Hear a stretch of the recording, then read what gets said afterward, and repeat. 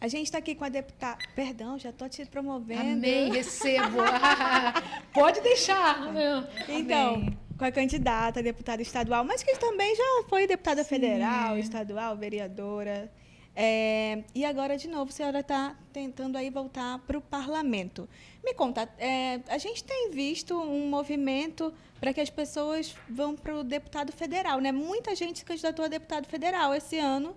Foi uma candidatura muito maior do que para estadual. E a senhora veio remando o contrário, porque a senhora saiu de deputada federal, mas agora tenta estadual. Por que esse caminho?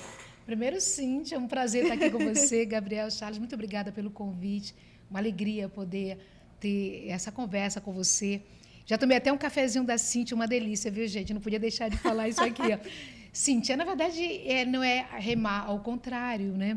A gente vive um momento onde é necessário um olhar pós-pandemia para tantas situações que o nosso Estado está vivendo.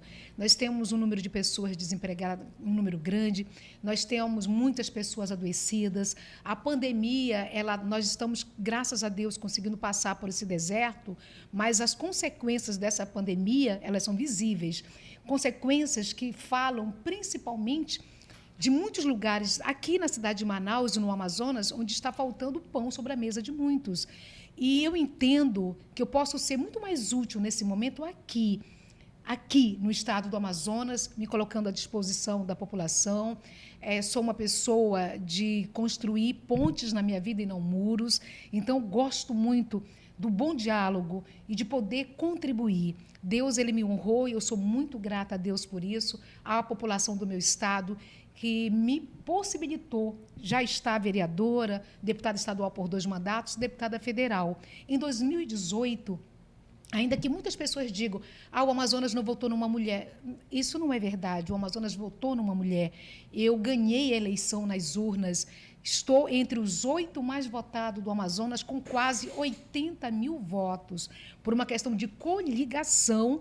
Infelizmente, a vaga que estava na nossa coligação foi para uma outra coligação e um outro colega com 53 mil assumiu a vaga de deputado federal e eu, com quase 80, não assumi a vaga. Infelizmente, ainda é algo que ataca a democracia, porque a população, ela muitas vezes não se sente representada, porque ela vota num, mas entra outra pessoa. Esse sistema de coligação de 2018 foi alterado em 2020, hoje nós temos as federações, que, ao meu ver, ainda não representa a vontade popular. Porque a vontade popular você vota e o mais votado assume a vaga. Eu sempre vou defender isso, porque numa democracia indireta, onde eu preciso de alguém para falar por mim, então, se eu votei e aquela pessoa venceu nas urnas, como que essa pessoa não vai me representar? E uma outra que eu não votei está lá falando por mim.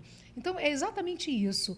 E eu vejo, nesse momento, que eu já estive como deputada estadual, a Assembleia ela tem um papel extremamente importante, é uma casa feitora de leis, mas é uma casa que pode articular e precisa articular melhor com a Câmara Federal, por exemplo. Nós temos muitas coisas que podem ser alteradas e depende muito também do parlamentar estadual. Por exemplo, quem é a pessoa que hoje está bem com o CISREG?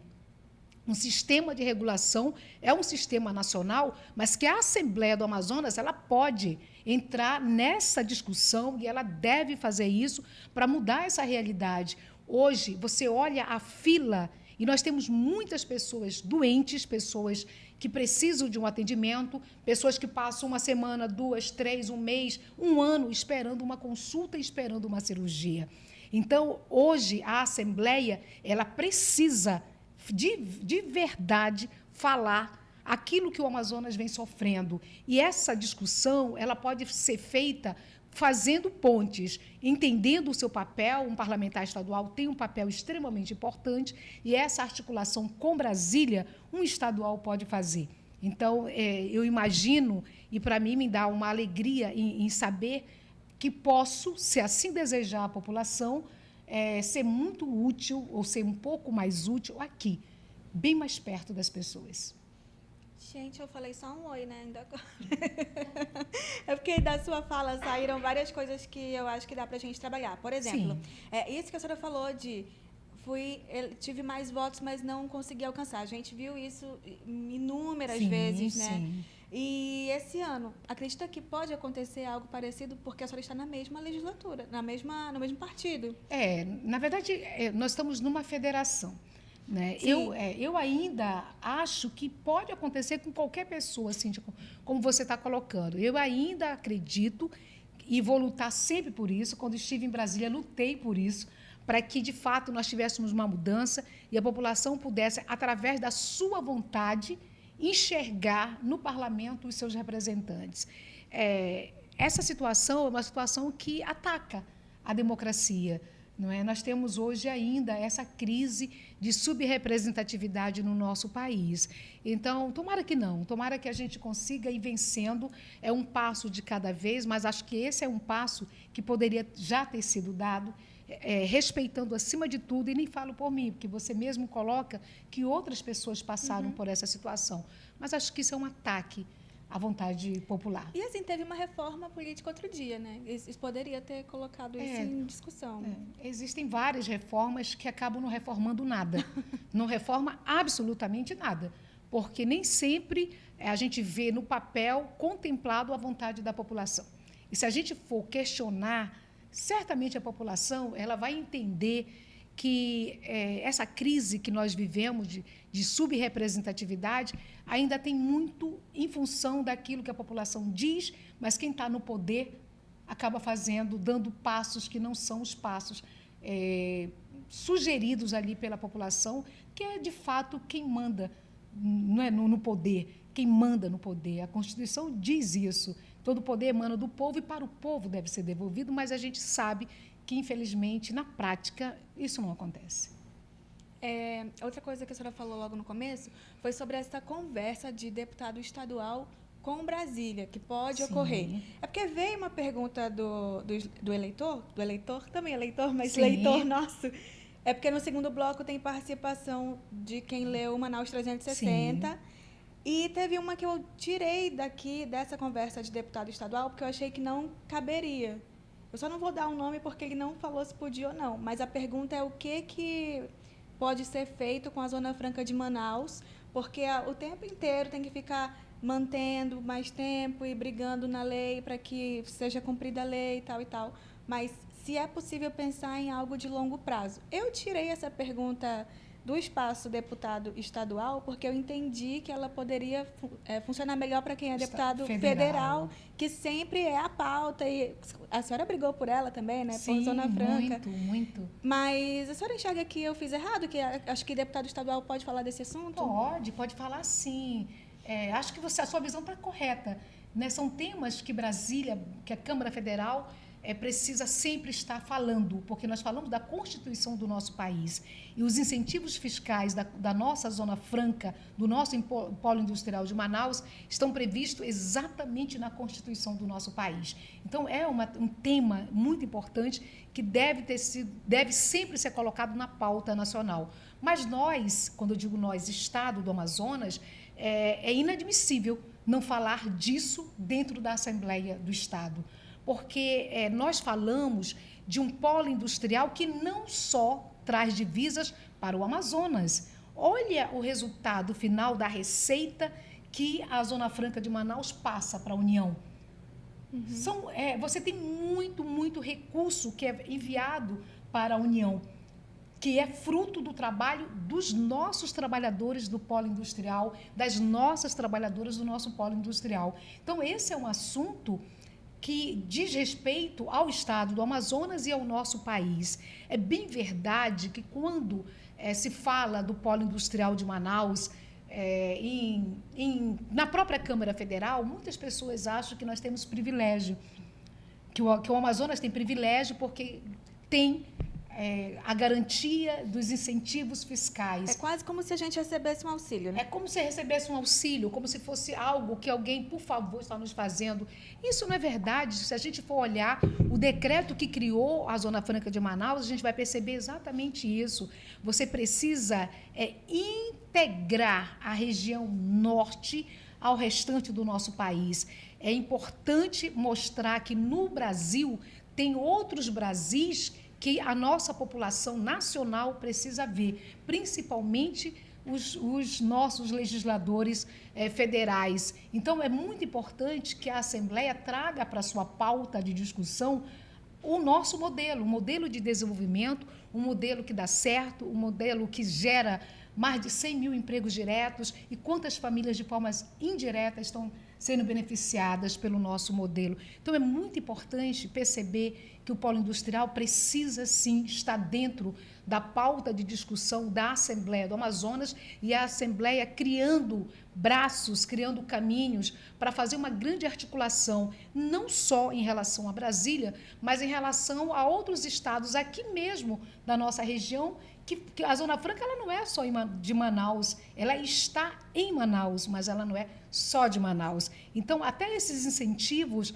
nossos aqui, esses recursos que são mandados para Brasília, eles deveriam estar voltando para beneficiar o nosso estado e os outros estados também que fazem parte e que recebem, deveriam continuar recebendo os incentivos do nosso modelo, um modelo que deu certo, um modelo importante. Quando as pessoas falam, Cíntia, mas por que então o Amazonas até hoje não criou outras possibilidades? Você sabe que eu sou autora da lei do manejo do pirarucu. Desde a década de 90, eu quero ressaltar o trabalho do Dr. Tomás, que já presidiu a Conab, o trabalho do setor primário aqui do Amazonas, mas durante muito tempo se lutou para a gente incluir dentro de uma tabela de preço mínimo, que é uma lei federal de subvenção econômica, a nossa espécie, que é a espécie animal, porque nesta lei, onde há um incentivo de subvenção a várias pessoas, só o produto de origem vegetal estava incluído. Então, o pirarucu de manejo, por exemplo, nosso aqui, a gente não tinha essa possibilidade, porque nós precisávamos incluir nessa lei federal a espécie animal. E foi exatamente com diálogo, o que muitas pessoas não acreditavam que seria possível, graças a Deus nós conseguimos. Hoje o pirarucu de manejo está dentro desta lei de subvenção econômica, fortalecendo o setor primário. Hoje nós temos mais de 9 municípios do Amazonas, porque o Estado acabou precisando também fazer a sua subvenção estadual a partir desta federal que nós criamos. Hoje nós temos 9 estados, 9 municípios aqui do nosso Amazonas, como Tefé, por exemplo, onde pescadores e pescadoras do pirarucu de manejo, fazendo o manejo do pirarucu, já começaram a receber um valor a mais. Isso é extremamente importante.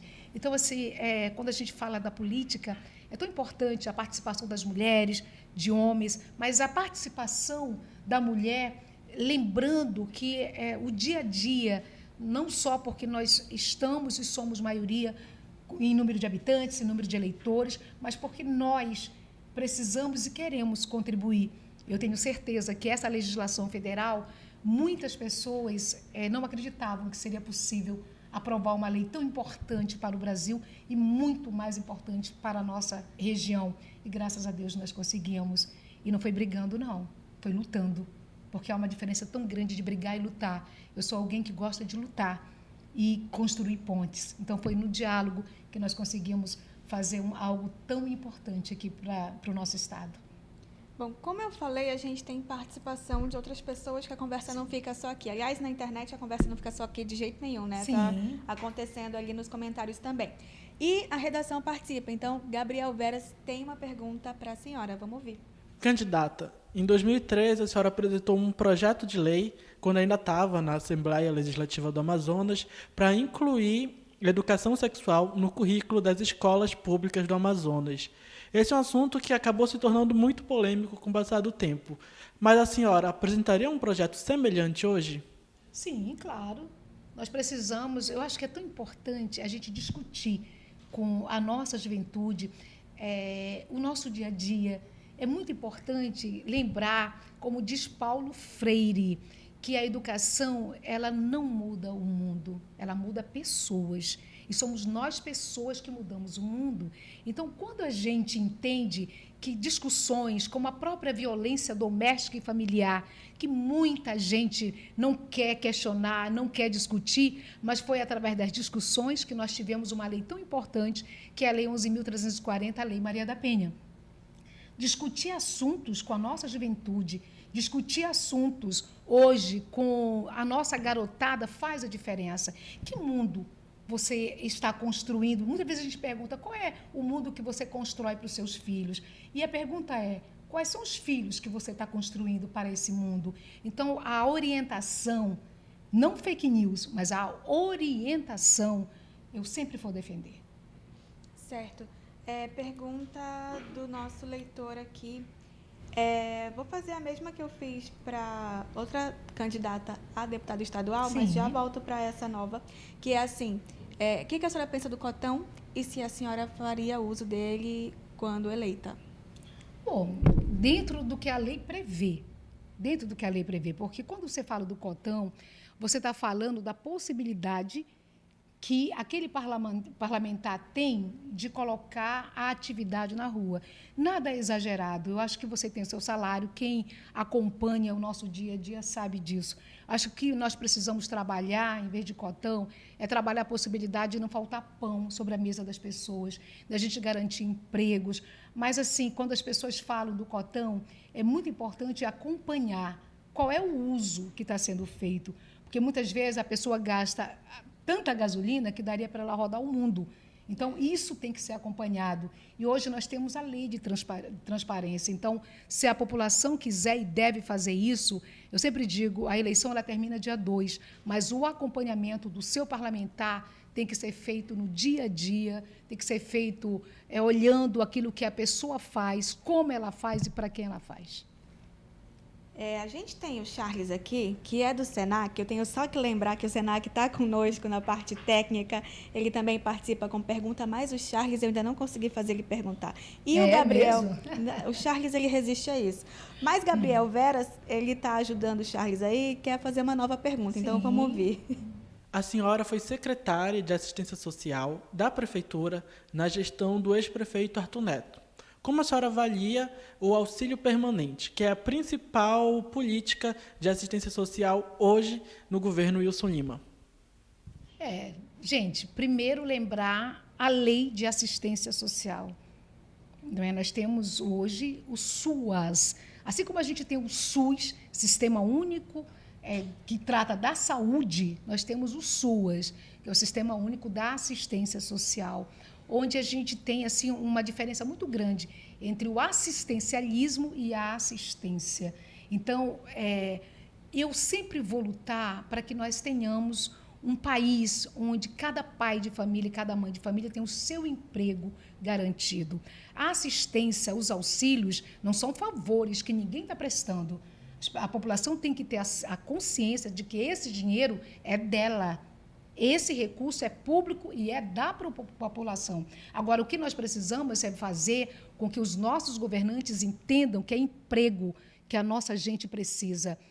Cada pai, cada mãe precisam ter a sua renda garantida. Agora, o auxílio, ele precisa ser dado para as famílias que precisam, sim.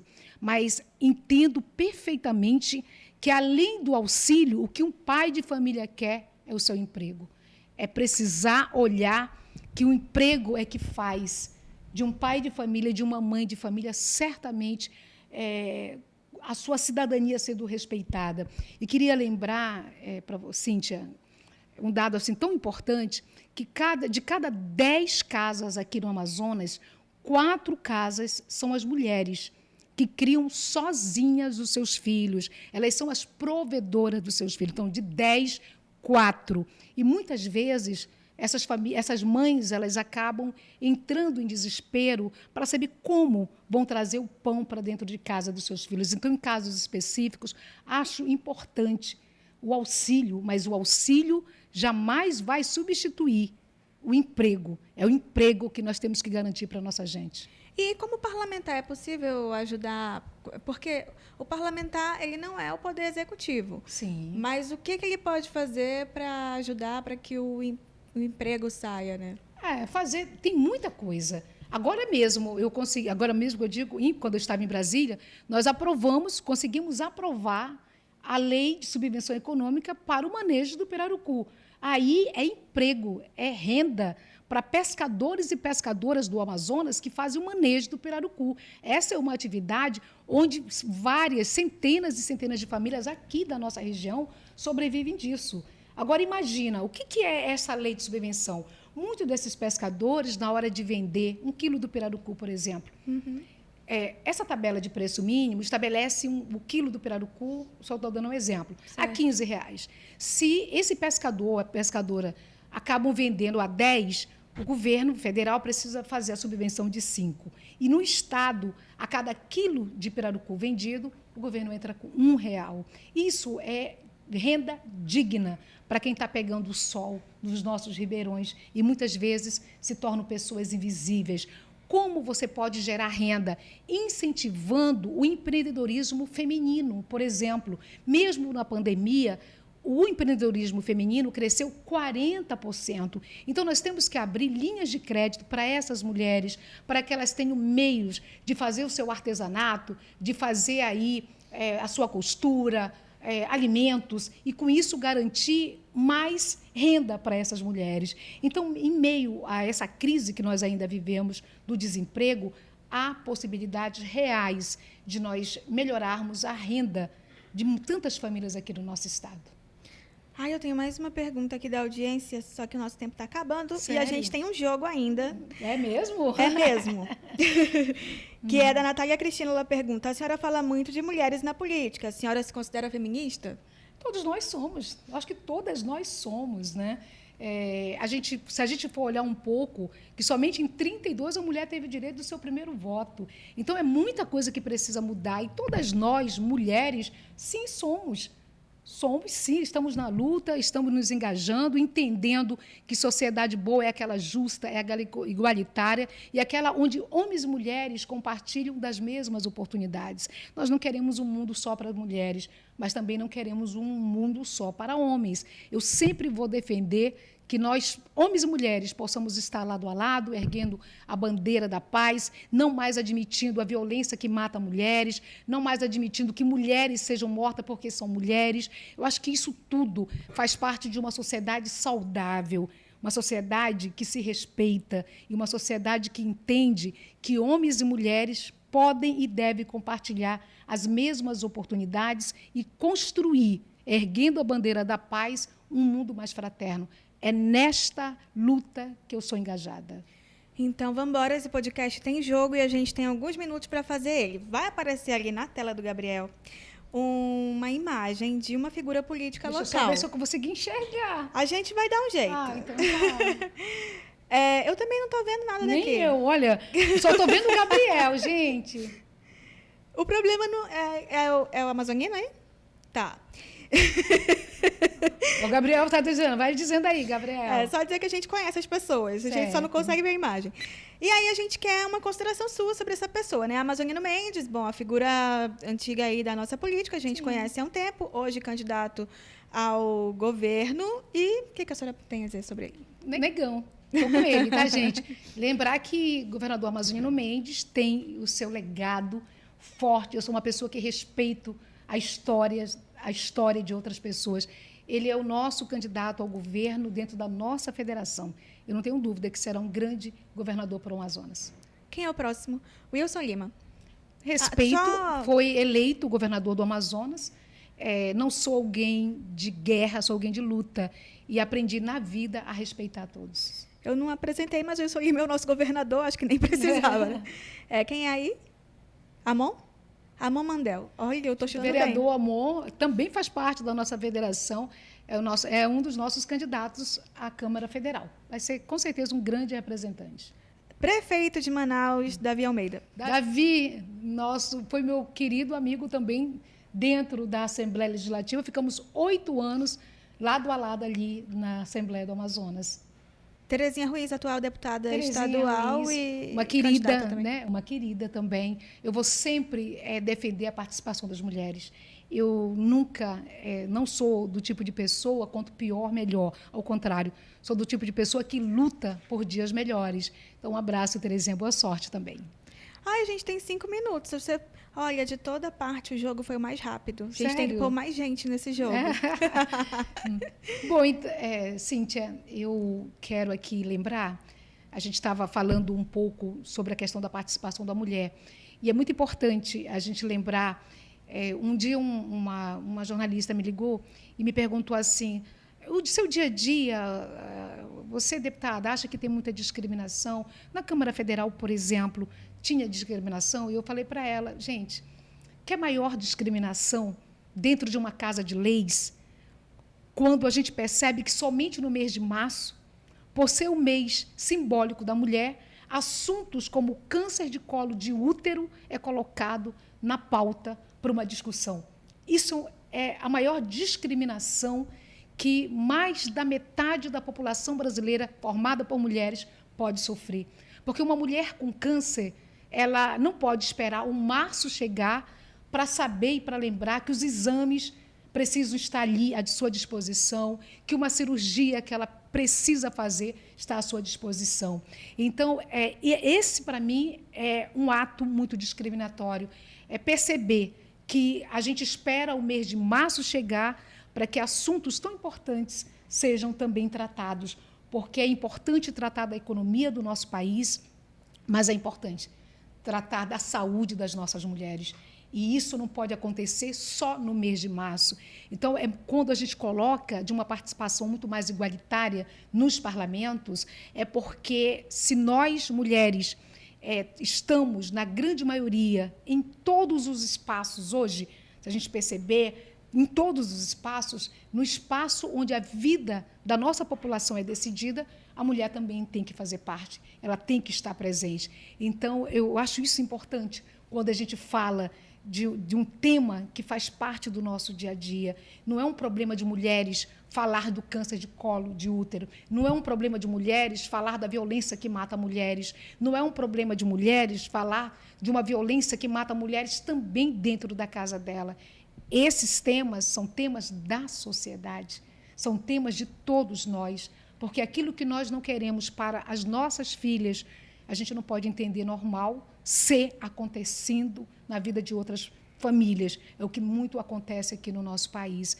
Então, eu desejo, me engajo, luto para que nós tenhamos a participação de mais mulheres dentro da Assembleia do Amazonas, dentro da Câmara Municipal, da Câmara Federal, sabe? Eu acho importante também a gente trazer essa realidade. Muitas vezes a gente fala, não, gente, eu não quero falar sobre política, mas é na política que tudo da nossa vida vai ser definido. Não querer falar de política é uma forma de política também. É uma forma de negar algo, porque nós não digitamos apenas um número na urna, nós digitamos a nossa vida, digitamos a esperança dos nossos filhos, e alguém vai tomar conta disso, para melhor ou para pior.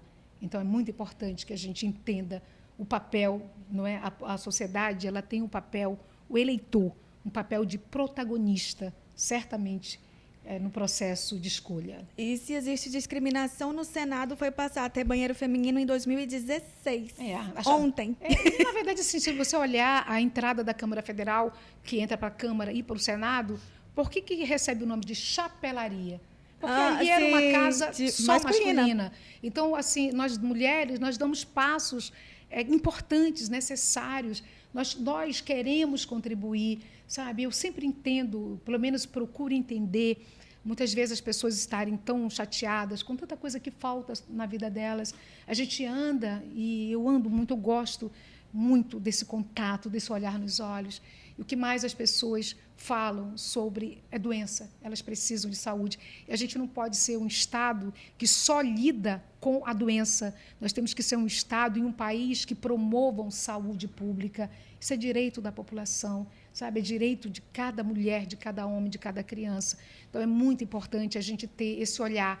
É na política que tudo acontece. É o pãozinho, é a nossa energia, é a escola, é a possibilidade do primeiro emprego para os nossos filhos, é o emprego, é a saúde, tudo passa pelo espaço político. Então, é muito importante a gente realmente participar desse momento, e não só nesse momento, é participar desse momento fazendo as suas escolhas, mas acompanhar passo a passo cada dia dos seus A representantes. gente tem um pouquinho de tempo, acho que 30 segundos, para... Eu quero te agradecer. Muito obrigada. Nossa, eu tô correndo já. Tô igual no BBB, quando tem que defender a pessoa.